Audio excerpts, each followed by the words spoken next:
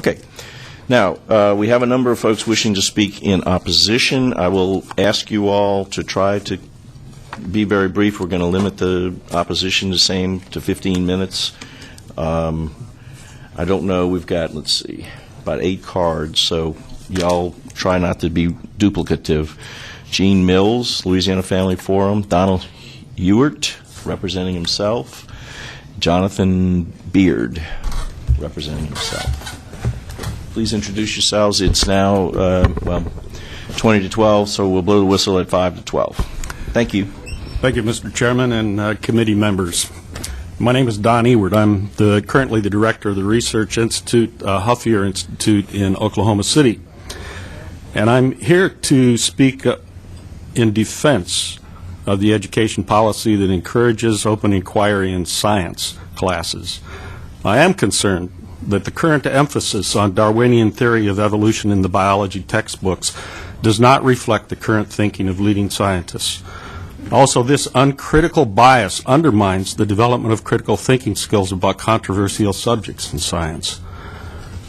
Teaching the theory of evolution should be part of the education of any biology student, but supplemental reading and open discussion about current research that affects the application of the theory is essential. Having stated my position on this issue, I want to offer some insights from 40 years of doing research in biomedical research. Insights that I hope will be helpful as you continue to hear this issue being brought up year after year. The first point I'd like to make is I want to dispel any fears that questioning of Darwinian theory as a settled science will undermine a student's obtaining an adequate education in biology, that it will allow them to pursue a career in medicine or biomedical research, or for that matter, any field in science. The reality is that almost everything about how biological systems work can be understood apart from the theory of evolution. Prior to going to Oklahoma, I spent almost 35 years running my own research program at the Wistar Institute in Philadelphia, a leading biomedical research institute on the campus of the University of Pennsylvania. I have authored or co-authored over 60 technical publications in molecular biology and virology, and at no time have I relied on the theory of evolution to guide my research or to understand the significance of my findings. The same is true of my colleagues I have worked with. The theory of evolution has never entered the discussion of our research. As others have pointed out, evolution is essentially irrelevant to the study of how living things work. I've received grants from many federal and private sources to fund my research on human diseases using animal models. No grading agency would accept any argument that another animal system is similar to that of humans based on phylogenetic relationships, or basically Darwinian evolution. I had to show that the systems were functionally and structurally similar by empirical data. Darwin was irrelevant to the arguments that I had to make to the granting agencies. My own skepticism of Darwinian theory has been continually reinforced over 35 years of research in which I have studied biological systems. From the time I studied the evolution of bacterial resistance to viral infection, or the development of the immune system, birds working in a leading evolutionary laboratory in Birmingham, Alabama, to my research on viruses and the immune system at the Wistar Institute, the theory has provided no adequate answer to the origin of these systems. Research in the past 10 years since the sequencing of the human genome has reinforced my skepticism. And this leads my second point. Telling students that Darwinian evolution is a settled science is contrary to fact. In the past decade, research into how the non-coding regions of the DNA regulate biological function has raised serious doubts about the adequacy of natural selection to produce complex, integrated regulatory networks that control the process we call life.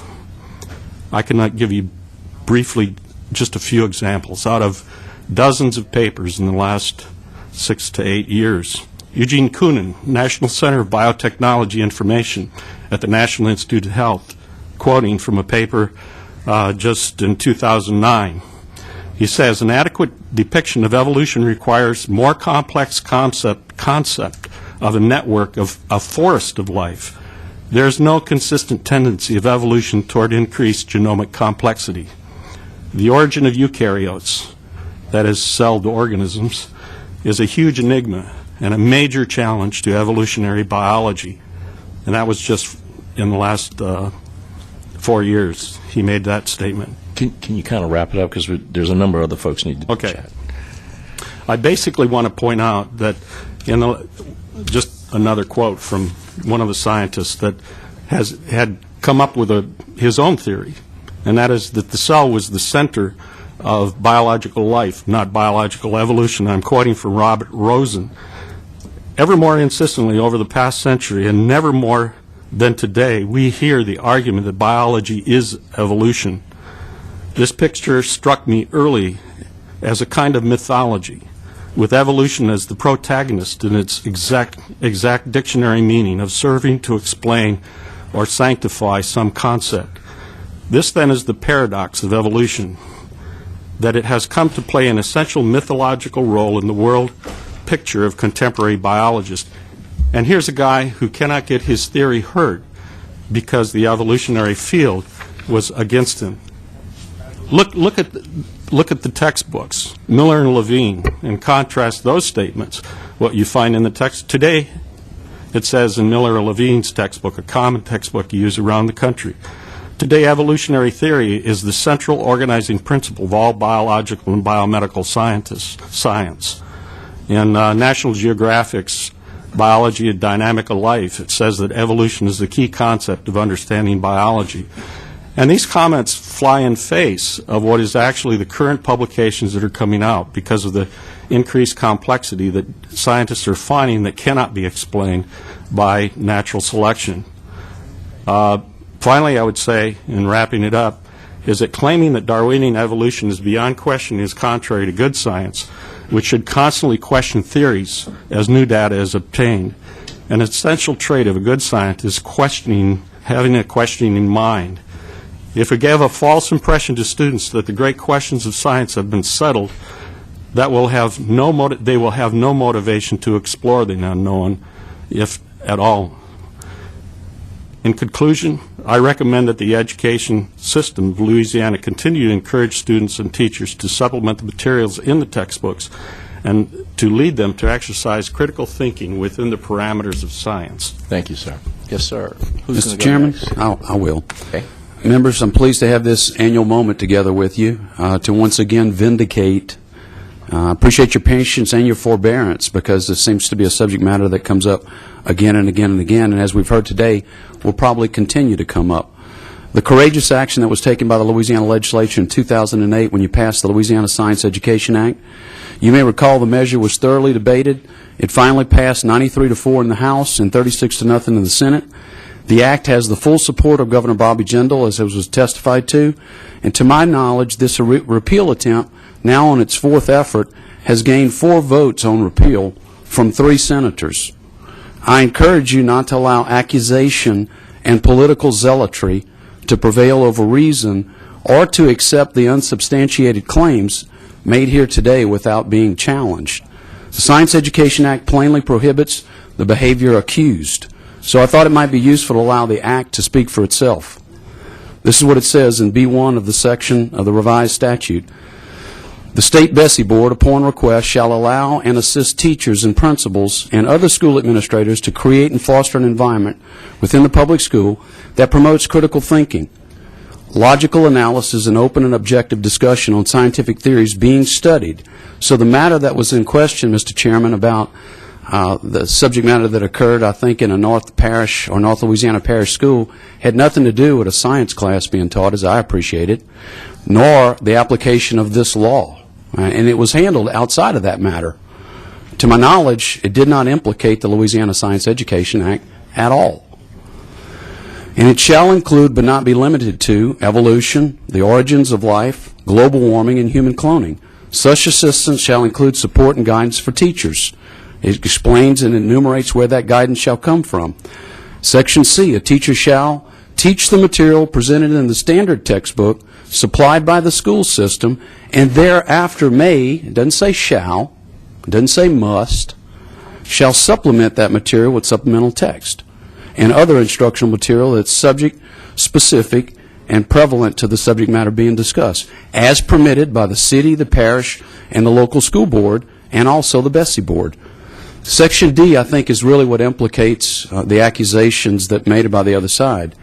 This section shall not be construed to promote any religious doctrine, promote discrimination for or against a particular set of religious beliefs, or promote discrimination for or against religion or non-religion.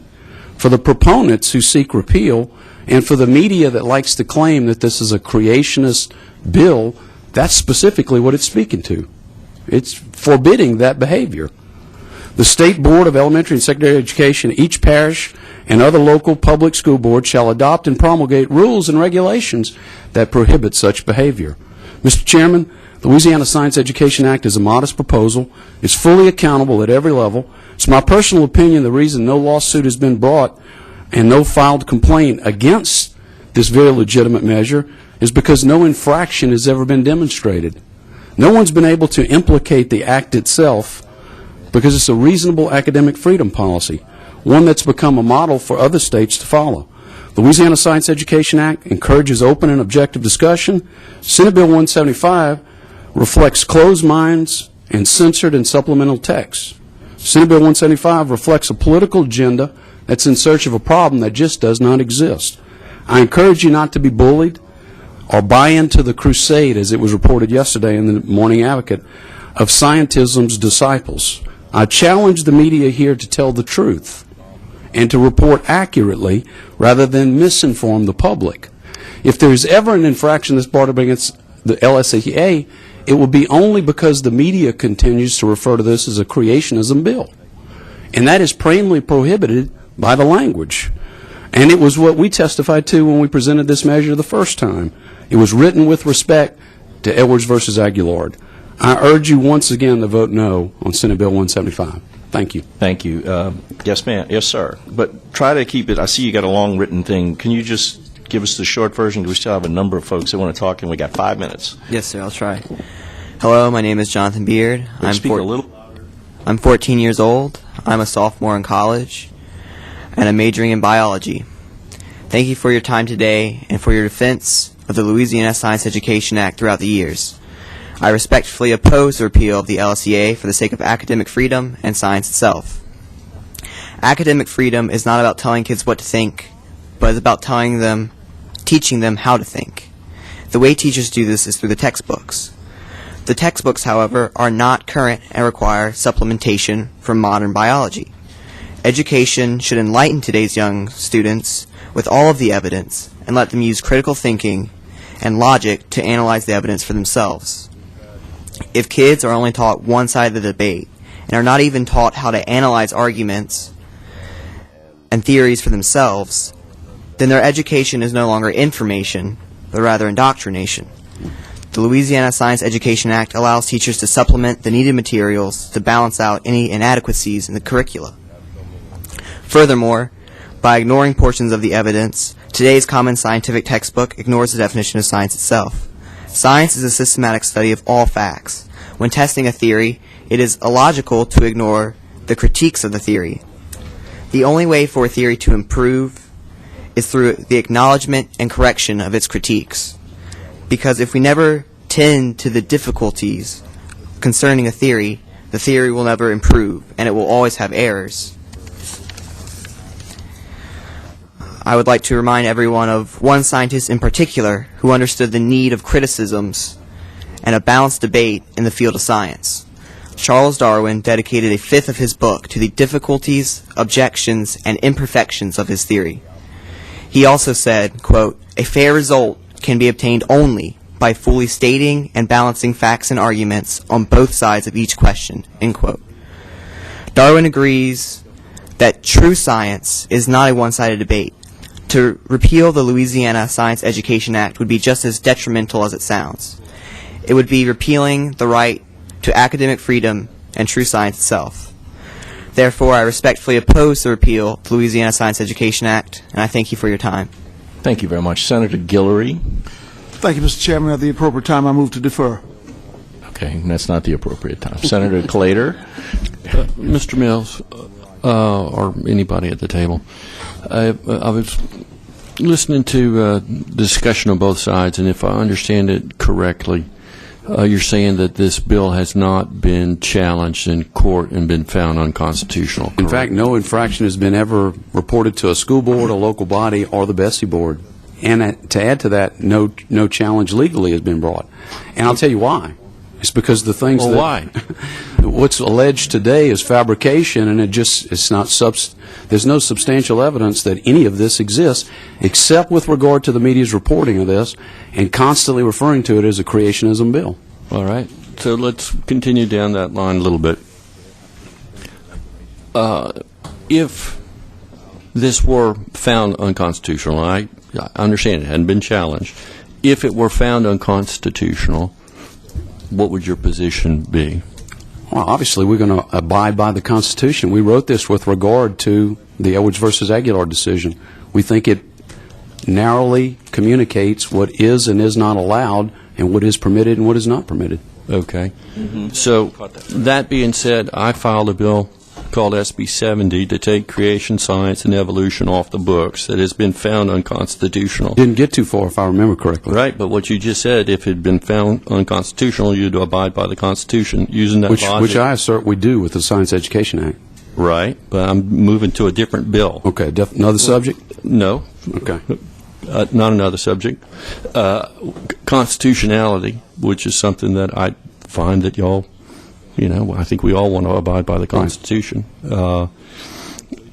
My bill, SB 70, to take the unconstitutional creation, science, and evolution off the books that's been found unconstitutional in Edwards, which I think this bill that we're talking about today, its genesis is in the dissent that's there. I think you're right on the questions about unconstitutionality or not, but I'm going to a different bill. Would you support taking support SB 70 that takes an unconstitutional law off the books?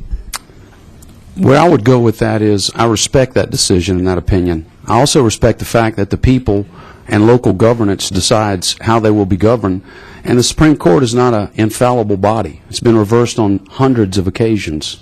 Maybe that's an exaggeration. I understand it's been reversed on close to 150 to 180 occasions. It reverses itself. So the fact that we have a law in the book that's not being administered and another law in the book which respects the constitutional limitations, I don't think makes that either mutually exclusive nor necessary. So it sounds like your answer is no, you don't support the... I'm not going to go do it. You could do it. Well, and you're going to have to get your colleagues to do it. Now, and I wouldn't fight you, but I'm not going to support you in that. That's a decision that you've got to make, and you've got to find support amongst others who are independent of me. I had you there, was looking for your support, and you're saying no. So that's okay. I was just asking you why I had you here. That's fair enough. All right. Thank you. Anybody else at the table want to support me on that one? I appreciate it. Thank you. All right. So now we got 4 minutes and 4 people. They're all going to talk really quick. Suzanne Passman, you here? Joshua Youngkin from the Discovery Institute, and Michael Champagne from Western Civilization. And then Nathan James last, unless you want to wave. You want to speak? Go. Ladies first. Thank you. I'm going to keep it brief, although I think what I'd have to say y'all would find very educational and very entertaining after all these, speeches that you hear, but I'll whittle it down. There's one important point that kind of has been overlooked. We talked about the science. We've talked about many things over the past 3 years, now on number 4. We didn't talk about the First Amendment. Our First Amendment guarantees us freedom of speech. And that's one thing. When our Constitution was created and drafted, at first, a lot of the states said, we're not going to sign it. And some of our founding fathers says, oh, you don't need a Bill of Rights to protect freedom of speech. But there's a lot of states that said, no, we're not going to sign it unless we have an actual text, freedom of speech. And thank goodness they did make the Bill of Rights and the First Amendment that covers freedom of speech. And in Louisiana, you wouldn't think that we would need the Louisiana Science and Education Act, would you? Everybody would assume that we're in America. We assume we have freedom of speech. But what we see today, we have special interest groups that are trying to censor science, put a certain idea forward, and they're putting on blinders to the facts and the research that's being out there to promote their side. So Louisiana, just like our founding fathers, they wrote up the Louisiana Science and Education Act, which protects freedom of speech. It protects us from censoring science. And and our founding fathers and our military, past and present, have fought for our freedom of speech. I can't see us that we would, bend our knee. We're America. We have freedom of speech. We have liberties, and we take them for granted that no one can take them away. Freedom of speech is not freedom that's based on permission. We don't believe that as Americans. It's our right. It's granted. No human can deny us this. It's in our Constitution. The Constitution's the supreme law of the land. Y'all are our representatives, and y'all are representing us and also following the Constitution. And I submit to you that to repeal the Louisiana Science and Education Act it's un-American and it's unconstitutional because it opens the door for censorship. Doesn't mean it will happen, but my last point, if this repeal does pass, it has the potential to censor the scientific journals and facts that are out there in the research. It has the potential to ignore the rigors of the scientific method in order, this is where it's fun, this is like thinking critically. If this repeal passes, it can allow a special interest group to promote their religion, to promote their interests, their special interest groups, their ideas, their wants, their philosophies. This is a dangerous area, and that's why what this is like the First Amendment. The Louisiana Science Education Act is like the First Amendment of free speech in our Constitution. Thank you. Okay, you're Great. welcome. Next, quickly. Hello. My name is Michael Champagne. I'm a student at UL. I'm speaking not on behalf of a paltry crowd of modern scientists, but on behalf of the whole of Western civilization in all of its splendor, might, and majesty. Throughout history, we've been intensely interested in the search of truth, uninhibited by bias, preconceived notions, or long-held beliefs, aided chiefly by reason and open discussion. I ask you, why should this long tradition of open-mindedness be brought to an end by this bill? If we had never looked past the teachings of scientists like Aristotle, we might still believe in a world devoid of proper scientific procedure. What fog has come over our minds that leads us to blindly accept any other scientific theory without constantly examining the alternatives? If you pass this bill, you will be inadvertently putting a taboo on certain theories, all the while promoting other ideas. This would not be promoting science. This would be promoting a dogma. By limiting discussion, you would be killing the spirit of the same science and education you hope to advance. The Louisiana Science and Education Act is on the side of Western civilization with all of its science, art, culture, and I hope that you are too. Thank you. Thank you, sir.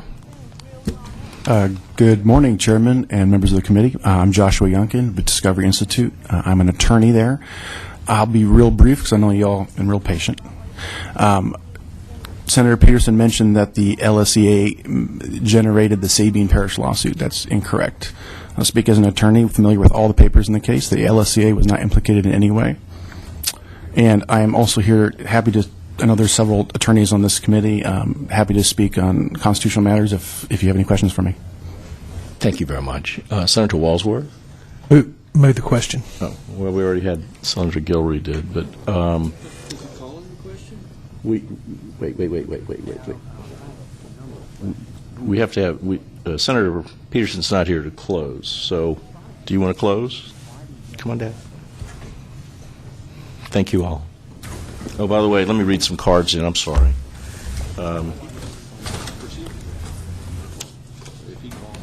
Calling a question? Oh, I'm sorry. I misunderstood. Senator Claytor is correct. We have a motion to call the question. Do we have any objection? I'll remove that if you want to just go ahead. I'll do 1 minute. Thank y'all. Senator, that's all right. Senator Claytor's. You withdrawing your motion? Okay. We close. All right. I just want to say thank you all again for listening. And again, this is about teaching evolution in public schools. The Louisiana Science Education Act creates a climate that could undermine the teaching of science in Louisiana. We have seen it with Sabine Parish. I would argue that the climate created brought about the Sabine Parish court case. And the scientific community is overwhelmingly on the side of this repeal. We've been through that full list, 78 Nobel laureates, many others. I hope you all will choose to vote with us today. If the repeal doesn't succeed today, as I said, my generation will not allow this law to stand, and it will be eventually repealed. So I hope y'all will vote with me, but either way, I am very grateful y'all have heard this repeal, and thank y'all so much for listening. And now I'll let y'all go to what y'all will do. Thank you. Well, wait. I've still got to read in a few cards. Hold on, everybody wants to make a motion. Joy Passman, these are folks who do not wish to speak but that are against this bill. Joy Passman, Mary Passman, Elizabeth Champagne, Catherine Gulpert. I always mess that up. Is she here? I still mess it up. Sandra McDade, Catherine Benfield, and Nathan James from the governor's office. Okay, now, Senator Guillory originally made a motion. I do see Senator Clater. Do you have a substitute motion? All right, well, Senator Guillory has made a motion to defer the bill. Senator Clater has made a substitute motion. I'll recognize Senator Clater. Thank you, Mr. Chairman. My substitute motion is to report favorably. Okay, we have a motion on the floor. Do we have objection to Senator Clater's motion to report favorable? We have an objection for Senator Walsworth. Would you call the roll, please? And yay is for favorable. Yay is to report favorable.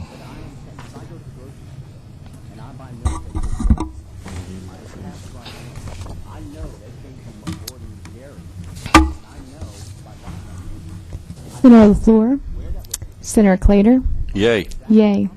Senator Donahue, Senator Guillory, Yay is to report favorable. Nay is to report against the motion. nay. Senator Walsworth, nay. Senator White, Okay, the nay. motion fails 3-1. So we move to Senator Guillory's motion. A yay vote is to report the bill. Is to defer the bill, and the nay vote would be to go on to the next. Objection. We have an objection. Please call the roll. Yay would be to defer. A is to defer. Senator LaFleur, Senator Clater, No. nay. Senator Donahue, Senator Guillory, yay. Senator Walsworth, yay. Senator White, Okay, the bill is deferred by a vote of 3-1. Thank you.